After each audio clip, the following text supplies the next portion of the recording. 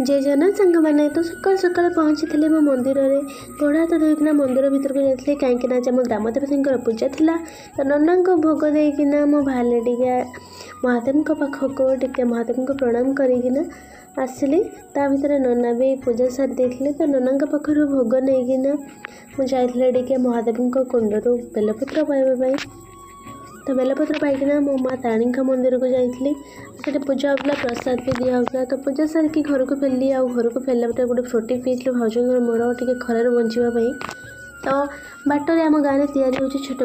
पाई झोलना और बसटप भी या तो से सबको देखी देखना घर को फेरलु तो प्रसाद खाई शुई पड़ी 4टा बेले उठिकिना खाई पखाड़ खरा दिन पखाड़ खाइबार मजा ही किसी अलग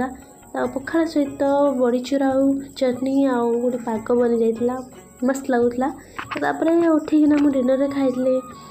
चिकेन और भात। जय जगन्नाथ।